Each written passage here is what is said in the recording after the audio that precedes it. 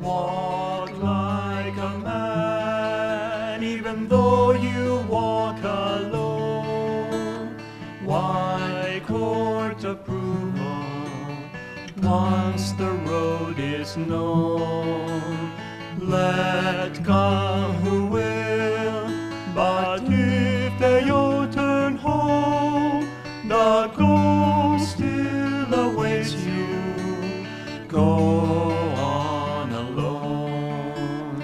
Follow your dream, though it lead to worlds unknown. Life's but a shadow, once our dreams have flown. What if men cry, your dream is not our own? Your soul knows the answer. Go on alone. Give life your heart, bless everything that's grown. Fear not the loving, all this world's your own. Make rich the soil, but once the seed is sown, seek freedom, don't linger. Go on alone. Walk like a man, even though you walk alone. Why court approval once the road is known? Let come who will, but if they all turn home, the goal still awaits you. Go on alone. Go on alone. Go on alone.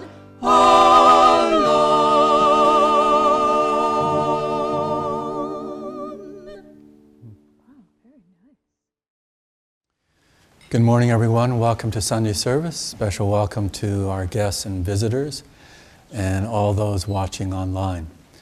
My name is Nayaswami Pranaba, and this is Nayaswami Parvati.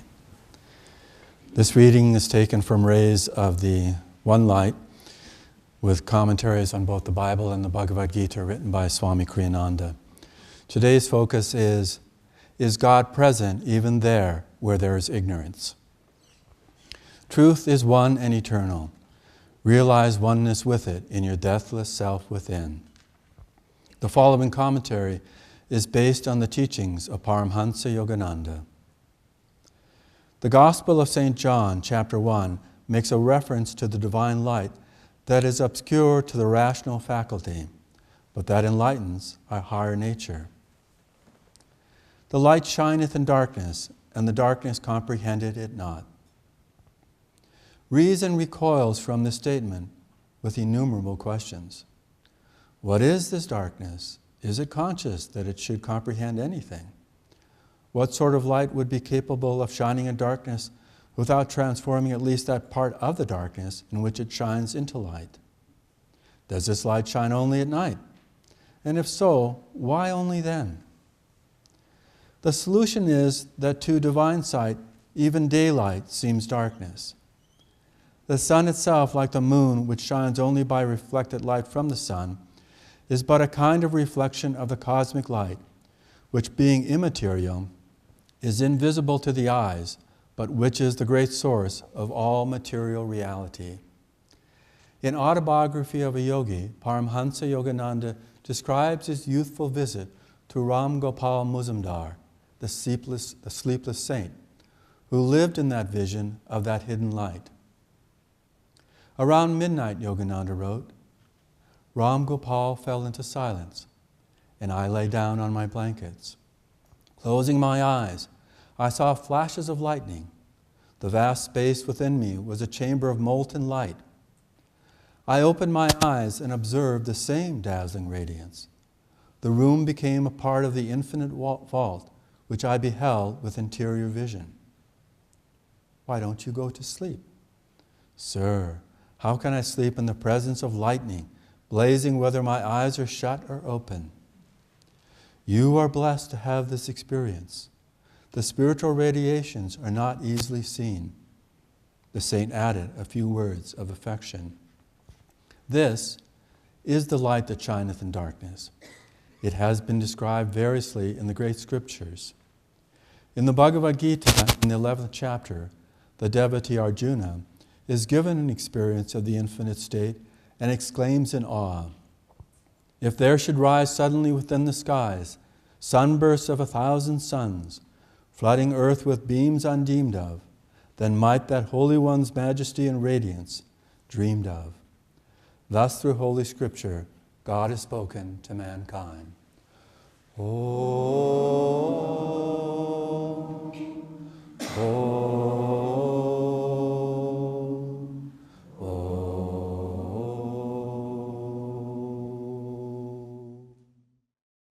I'd like to welcome you also. It's wonderful to be here. So I'll begin by reading from Whispers from Eternity. Save us from the net of matter attachment. The fisherman of change has cast over us a net of cosmic delusion. We are swimming in confined waters, falsely confident in our seeming safety. Yet the net of death closes in upon us relentlessly. At every haul of the dragnet of delusion, many are caught, and only a scattered few escape. Ah, but at long last, I leapt out into deep sea spaces of silent communion. Thus, finally, did I escape the net of time. O measureless mercy, save me and all my brothers from this fearful, all-seizing but unseen net of matter attachment.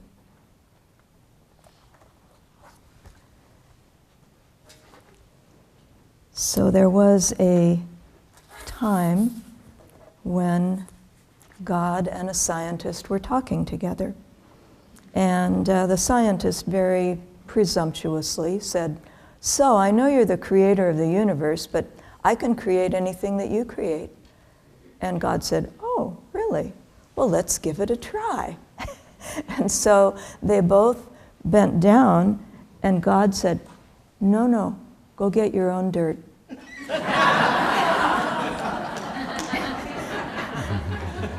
But we all laugh, but you know, that's pretty obvious.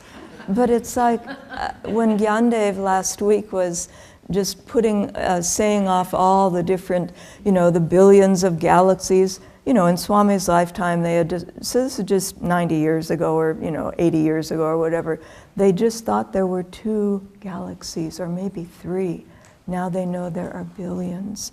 And so, you think, wow, how can the rational mind keep going in this materialistic direction without saying, hey, there must be something more going on here. There must be a higher source. There must be a higher power that's been able to manifest all of this. And that would switch things completely, 180 degrees. We're no longer in charge as human beings. The ego is subdued, and we look at things a lot differently. But you know what? That hasn't happened. No matter how many discoveries have been made by science and how much they keep saying, oh, well, no, we were wrong, let's move along and we'll make it better. It'll be, we'll get it right this time.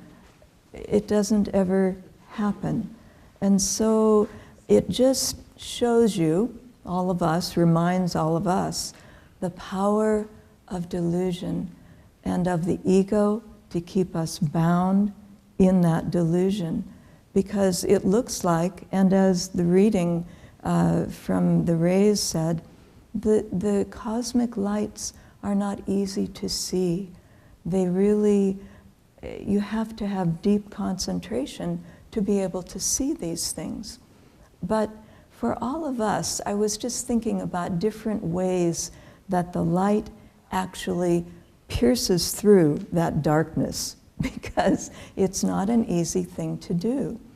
And again, just as a fun thing, I was looking at a little book that I enjoy reading periodically. It's called A Woman Clothed with the Sun. And it's about all the appearances of Divine Mother, of Mary, starting with the 1500s and all the way up to more recent times, 1900s. But I just wanted to recap the very earliest one, because it was, again, so dynamic and so life-changing for the people of that time. And that was in Mexico, 1531, and 5 miles north of Mexico City at that time. Mexico City was still islands and, swampy and all of that, hadn't been filled in yet. But at that time, in this little village called Guadalupe, there was there was a middle-aged, 55 years old, actually was ancient for that time, a man who was a peasant. And he was devout, but I don't think anything special, but he must have been special. Because what happened is that over a period of 2 or 3 days, he would run to see his uncle every day. But in this time period, a young girl appeared, and she appeared at Tepeyac, which was a little hill which was anciently known for a temple of the Mother, anciently. And this young girl all of a sudden would appear to him and called to him, and he was impatient because he needed to go and take care of his uncle, who was very ill at the time. And so this happened several times, and the last time, and she talked with him, Juan Diego, how are you? And, wanted him to run down 5 miles to Mexico City, which wasn't, again, unheard of for that time. People were running like him, peasants, a lot. And so she asked him to run down and tell the authorities there that she would like a chapel built here on this hill again. And so he did that and was ill-treated in Mexico City. He went to the bishop's palace. I mean, who was he? Nobody. And so he went to the bishop's palace. They knocked him around, and finally he did get to see the bishop somehow, and he gave him the message. And the bishop just looked at him and he said, "Bring me a sign," naturally. I mean, that's always the reaction. But he said, "Bring me a sign." And so on the last day of these apparitions, and this young girl, by the way, was quite young, and she was Indian, indigenous Indian, dark-skinned and beautiful, but very young. And she was treating him as a young man. She was young, much younger than him. But at any rate, she said to him, "Juan Diego, again, you must go to the bishop and tell him we need a chapel here." And he said, "I can't go. For one, my uncle is dying and I need to go to him right now.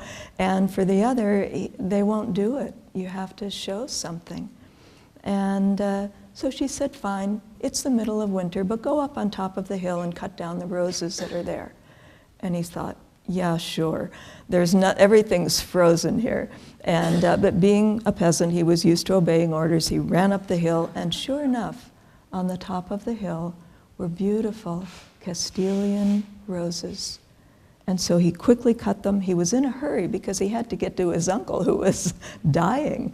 And so he quickly cut the roses and brought them down. And when he opened his tilma, his shawl, they all fell out. And he started to pick them up, and she said, no, I'll arrange them for you. So she picked up each one and she placed it particularly on his shawl. And she said, "Now take this, hold it, cover it up, and do not show anyone but the bishop." And so again, he ran down to Mexico City, 5 miles away. And he got there, and again, he was a nobody. So they smacked him around a little bit and didn't want to, wanted to see what was in there, and they jostled him a bit. But then he did finally, there was something about him, probably, that they allowed him to see the bishop. And he said, this is what I've come to see. And he said, I'm very sorry. I've jostled these things all around and they're probably a mess. And he let down his tilma and imprinted. He couldn't see it himself, but immediately in front of him, the bishop and all the others beside him were kneeling and bowing down, not to him, but to what was displayed there. And it was the Virgin of Guadalupe. And so it was a beautiful Indian, looked like an Aztec princess with a shawl that had stars all over it, brown-skinned, and just beautifully, beautifully displayed. And it was an absolute miracle that no rational thought could get rid of.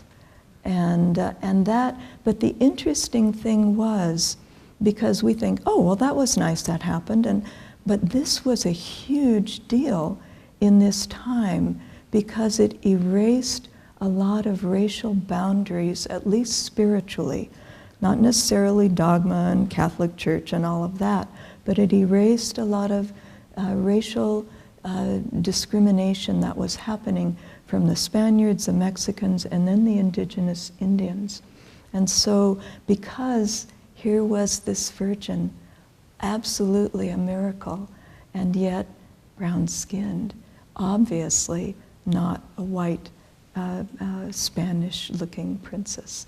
So anyway, from that time on, it's said that thousands, and also the name Guadalupe was known in Spain, was known because of this little village in Mexico, but also sounded to the Indians in their language like a phrase of she who crushes the serpent. And this was very, very important for that time because they were just coming out of a time of human sacrifice, the serpent god, all the Indians, and it was a big thing. And now, not only was she one of them, but she who crushes the serpent. They were done with that. And so she and they connected as well as everyone else. And it's said that thousands of Indians came then to be baptized. Because she was theirs, they felt the connection there. And baptized and married. It doesn't matter what happened after that, but it was a moment in time that really opened up a spiritual renaissance and brought the teachings of Jesus to thousands of people who hadn't had that before, couldn't quite relate to it before. Fast forward 400 years, and who brings the light to the America? Master Paramahansa Yogananda in 1920 arrived in Boston, and he was the messenger of light for our time, the light in the darkness that the darkness couldn't comprehend. And we think, but wow, I mean, he went all over and people did come, thousands of people to his lectures, but remember, he gave that one talk in Minneapolis where 5,000 people came, and Dr. Lewis was there, and he said, wow, Master, look at all these people that came and how wonderful it will be. And Master just looked at him and he said, we'll be lucky to get 5 students out of this. And he said, that's exactly what they got. So he stirred up a lot, he brought the light, he allowed people to be exposed to things, but a lot of it was curiosity. And as the LA Times, Los Angeles Times, said about Yogananda's lectures at the Philharmonic, a Hindu bringing Christian teachings to a Christian country. It was a phenomena. They didn't know what to think of him. But yet, what he was saying was the truth. And so Yogananda had that amazing ability to cut through a lot and to bring light in a very big way to America, in particular, to the West, yes, but his mission really was to America. And what did he bring? The original teachings of Jesus and the original teachings of Krishna, as taught in the Bhagavad Gita, to bring that consciousness in so that people could expand their awareness, open their minds to something bigger than what they were used to. And why did he come to America? Well, he said in India, he experienced the vision of many souls calling to him from this country, future saints, people who wanted more, who wanted God. And so he came. And he brought not only those dynamic concepts, but he brought techniques, because 400 years before, the vision and the tilma was good. That was good enough for Mexico at that time. But for America, that wouldn't have made it. A vision of Divine Mother, they've happened here in this country. How much impact have they had? But Americans want to know how to do it. And so Master brought techniques.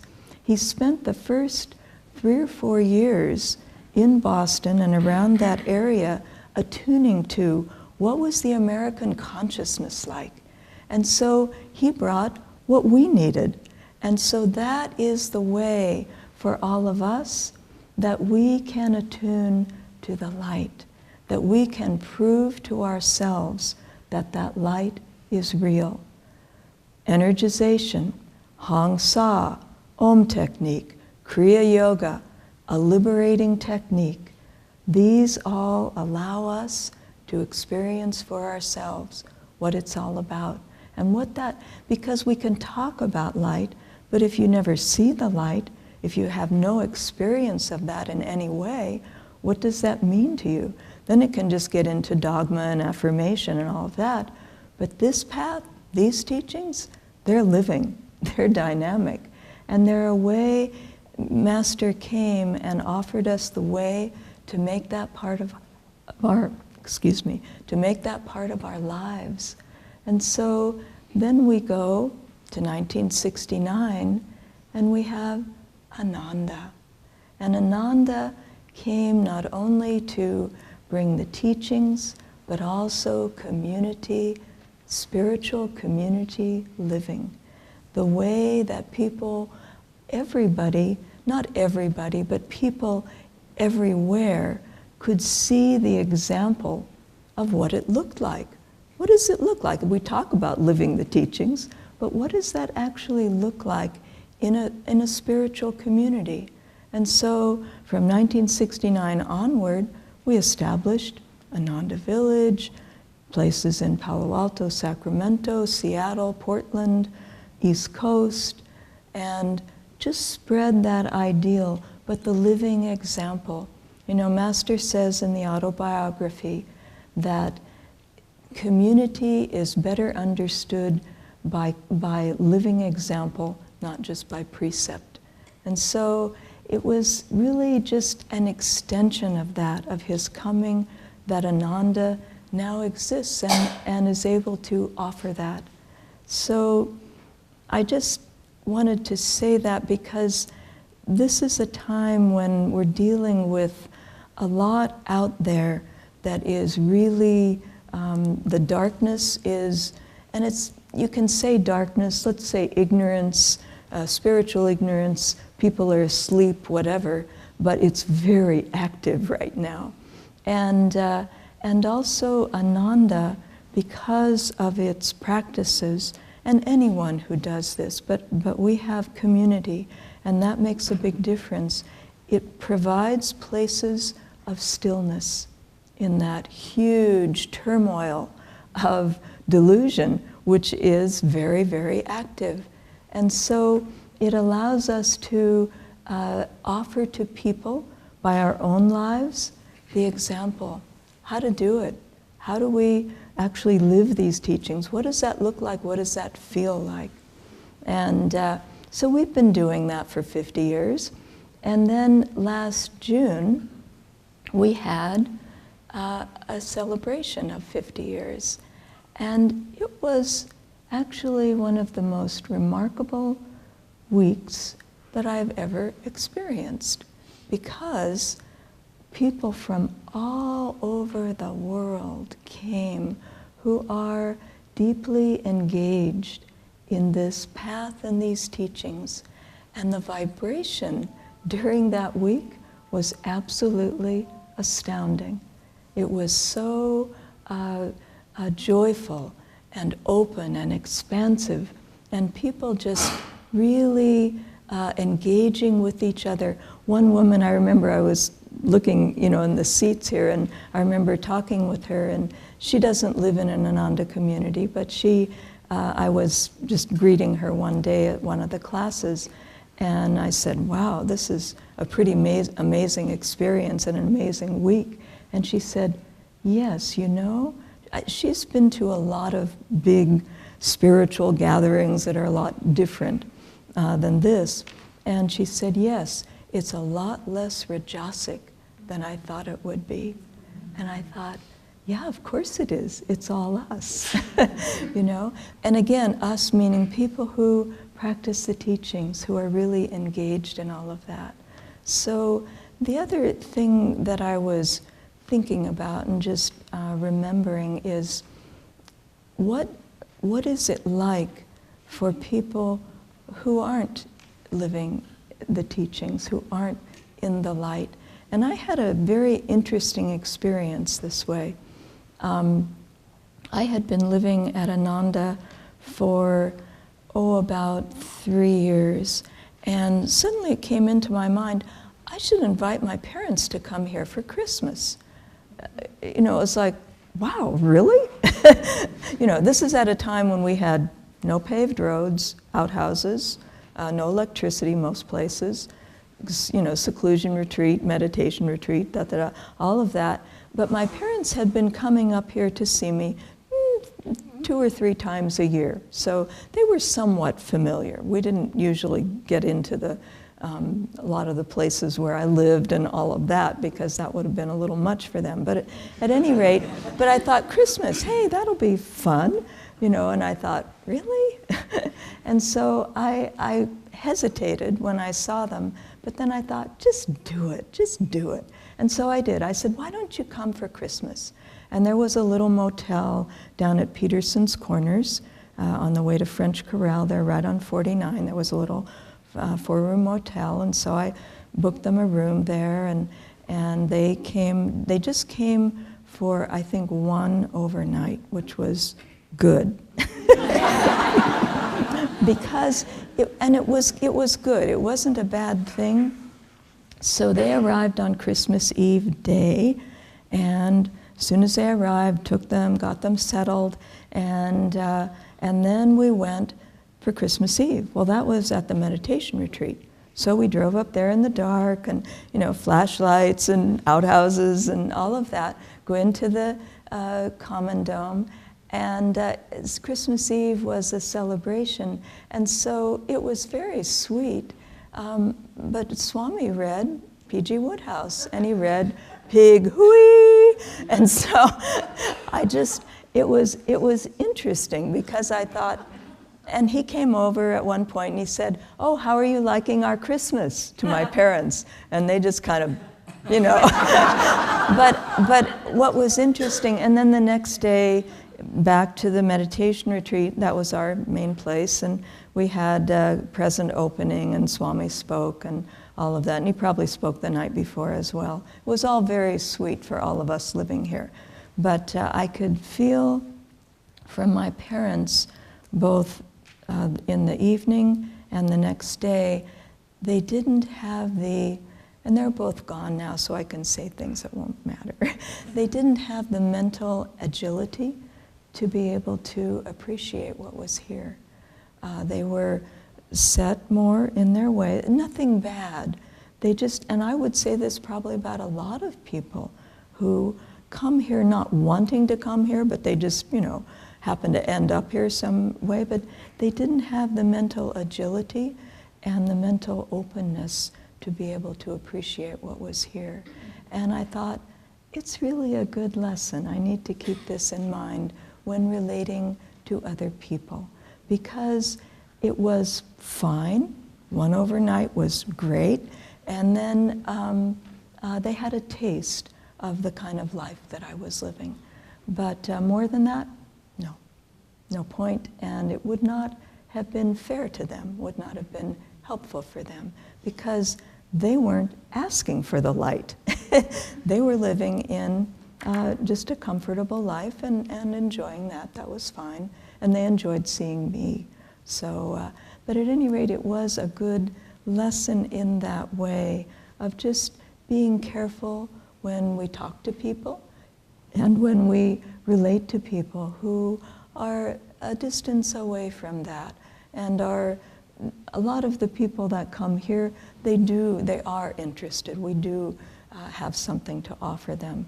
But again, little by little. I also remember along those lines that Swami Kriyananda would say, he said, when I travel alone and people ask me what I do, I tell them a little bit. I tell them, oh, I teach. If they ask more, then I tell them a little more. In other words, he said, I don't tell people, oh, I'm the founder of Ananda and I teach yoga and meditation, and just a big picture for people that maybe aren't interested in any of that. Wouldn't help them, wouldn't be helpful for them. Anyway, but it just is good to keep in mind as we relate to more and more people who they are searching, but it's a careful thing. It's something where we really want to be careful. But for all of us, the one thing I wanted to mention toward the end here is that how do you really keep open to that light and moving ahead with that light? Because it's not a one-time thing. I was also remembering, looking back at my early years here, that after about 2.5 years or so, I made a big change in my life. A big change happened, and I wanted it, and it was very important. But through that big change, I went a lot deeper spiritually. And I wasn't kind of aware of that before I made the change. And so just be aware. And for me, it involved location, it involved satsang with other people that were more attuned to how I wanted to live my life in a deeper way spiritually. So it matters even in a community, spiritually focused like Ananda village and others, that we seek out the satsang, meaning other people usually, that will be helpful for us in particular to help us grow spiritually. It's a particular and individual thing, how each of us grows, and so it will look a little different for every person. But be aware that it isn't just a one-time thing, that, oh, now I'm here and everything's great.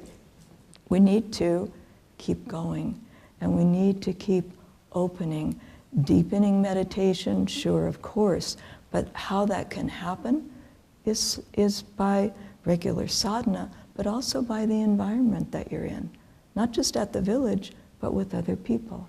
So be aware and be moving forward in your spiritual life. It's how we all will grow, is to look at this as an ongoing spiritual evolution. As we like to say with the purification ceremony, we say, by the grace of our masters, you are free, but come back next week as well.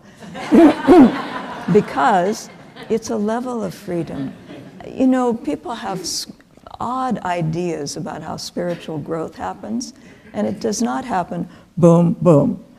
Now I'm not spiritual, now I'm spiritual, now you're free, you're free. No, it's always incremental, it's always deepening. And we have to want that, be open to that, be awake and ready, and be impersonal, and be just, again, all the things of growing that will really allow us to do that. Master, he was always working with the people that wanted that. And Swami says this in The New Path. He has descriptions of how Master worked with people. And if people wanted to go deeper, he was always working with them, meaning saying, what about this? Why don't you do that? You know, why did you do this?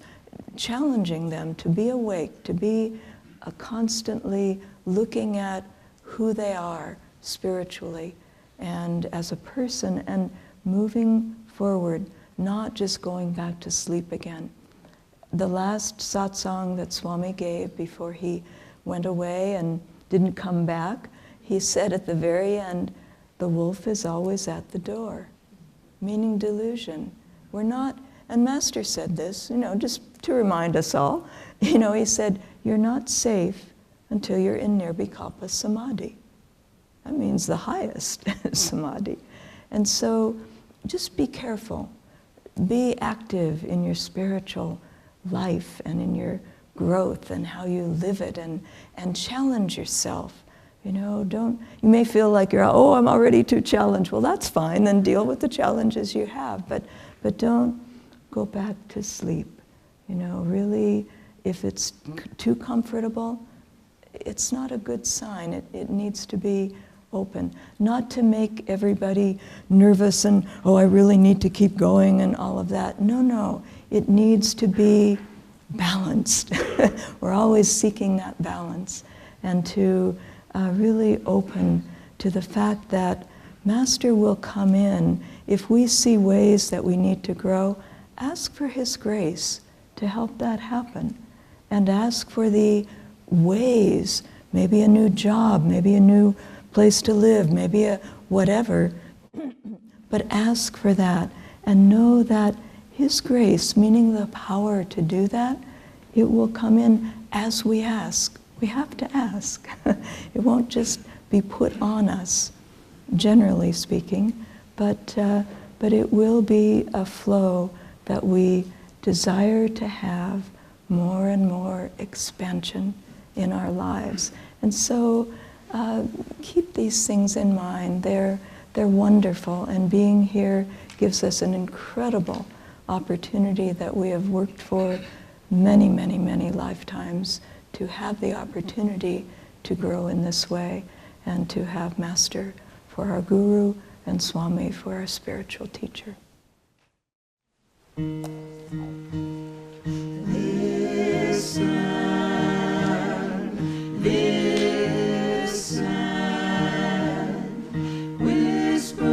Whispering within your soul, hymns of laughter, hymns of joy, sweet songs of sadness, of quenchless yearning for the light, for my love, your true home.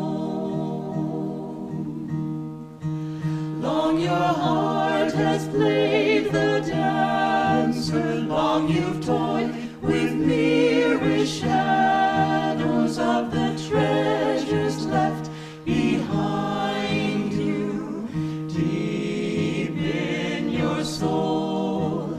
Long you've plumbed the dark for answers, long you've begged from beggars' empty hands, gifts of life they too were seeking, gifts none could share. Friend, how long will you wander? Friend, as long as you seek your home in a land where all are strangers, love locks her door. Leave to the weak his craven life, to the coward leave his dreaming. Oh, my saint, wake up, reclaim the light, seek the truth behind all seeming. Leave to the weak his craven life, to the coward leave his dreaming. Oh, my saint, wake up, reclaim the light, seek the truth behind all seeming.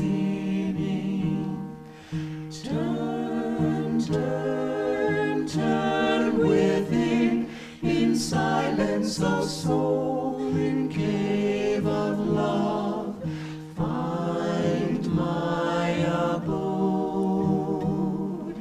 Listen, listen,